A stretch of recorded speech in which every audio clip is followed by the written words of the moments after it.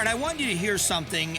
Katie Porter, the Democrat representative from California, was on, I believe it was CNN she was on, and she was talking about this report of this murder that happened in Georgia, and the suspect is an immigrant that has been arrested in New York, and the questions now about his immigration status and how there are many that have avoided talking about the immigration status, which is, I think, makes the issue bigger. The fact that you won't talk about it shows that it's significant, is a part of what I'm saying.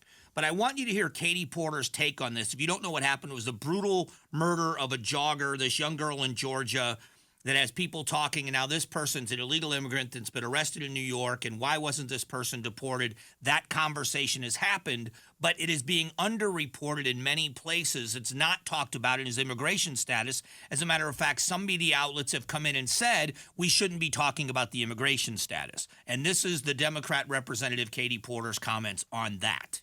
Well, I think when a horrible tragedy like this happens, I think whenever we're dealing with violent crime, there is a sense of outrage, of sadness, and of loss.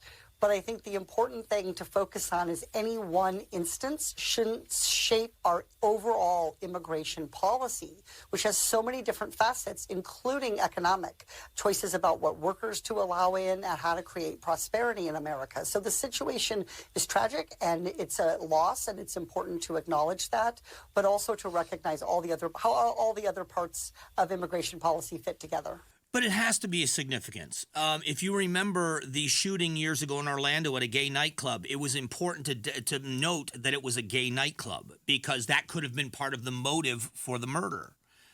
When you have somebody that writes a manifesto, isn't it interesting that we don't know about the trans suspect? We still don't know what was in that manifesto. Why is that? When somebody else writes a manifesto, we understand, we hear it. At some point, if we are all going to be treated equally, then we're going to have to look at things for what they are. No one, and I mean, you've got to start giving people more credit. Well, there are some that believe a lot of crazy things. There are some that are already predisposed to crazy thoughts and to outlandish, that would say you would anytime you lump everyone together, you're probably going down a road you shouldn't go down.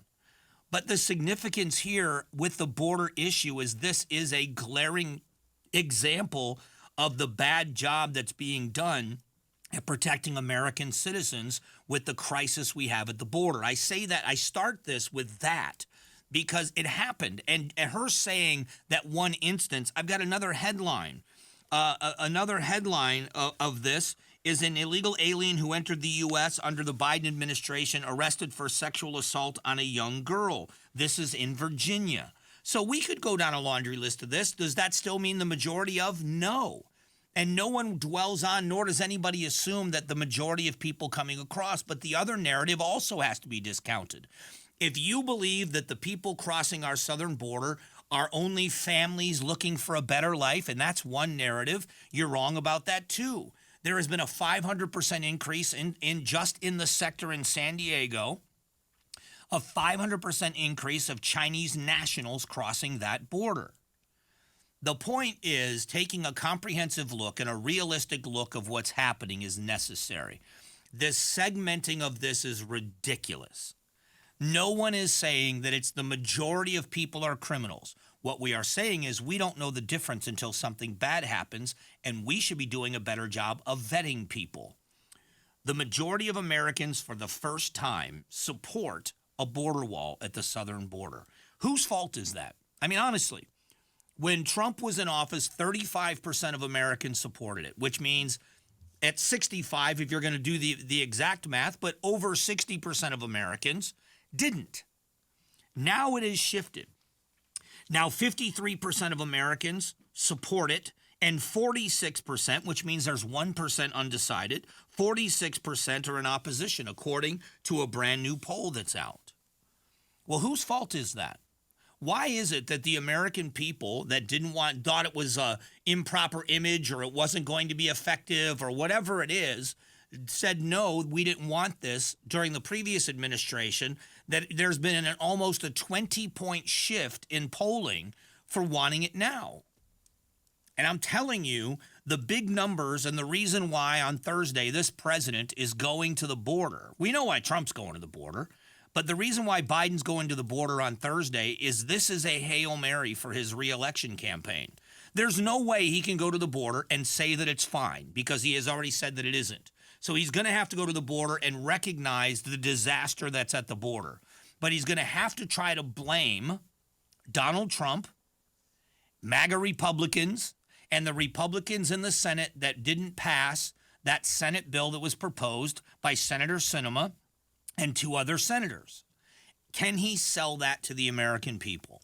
Well, I will tell you this. The danger for the president in doing that is it is going to be perceived, and it doesn't matter what I think. I'm a Republican, so it doesn't matter what I think. I'm not voting for the guy anyway.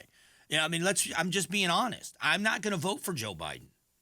So he's not worried about what I think. But the independent voters, the party non-declared voters that are the ones that are going to sway this election, he is in serious danger with them with this being all politics for him. Because all that needs to be pointed out is the over 80 executive orders on the border alone that he signed that changed the policies of the previous administration. All he has to do, if he says, okay, all 80, whatever it is, 87, 89, whatever it is, all of those weren't that bad. I'm going to reinstitute 25 of them tomorrow. And I'm going to sign executive orders on 25 of these things, and we are going to make it more difficult for people to apply for asylum. For that very initial contact, if you cross the border and you say the magic words applying for asylum, we are going to make the criteria for even getting to the next stage more difficult. He could do that with a stroke of a pen. So this is going to appear in the minds of some to be nothing more than a Hail Mary political maneuver. And what the danger of that is, as the American people, both Republican and Democrat, have said, this is a disaster. I would love, and I think maybe as just for fun one day we'll do it. I'm going to do a guessing game on the air, and I'm going to read quotes. And you're going to have to, in your mind, in your car, in your office, guess, was it Eric Adams, the mayor of New York, that said it? Was it voting leaders in Chicago that said it? Was it the governor of Texas that said it? Or was it Donald Trump that said it? Who said this? Because they all sound a lot alike when it comes to this. They all sound really close together. And so the president of the United States is in danger of making this look even more political than it already is when people know there are things that he could do. Now, is he going to sell it to Democrats? Absolutely. Democrats are already saying to me, the Republicans never should have let that go. Well, Democrats didn't like it either. Let's not forget that there were many Senate Democrats on the far extreme on the other side. AOC, Alexandria Ocasio-Cortez in the House, is furious with that plan that was being proposed for the opposite reasons others were. Just a fascinating conversation, fascinating time. Thanks for watching The Mike Broomhead Show.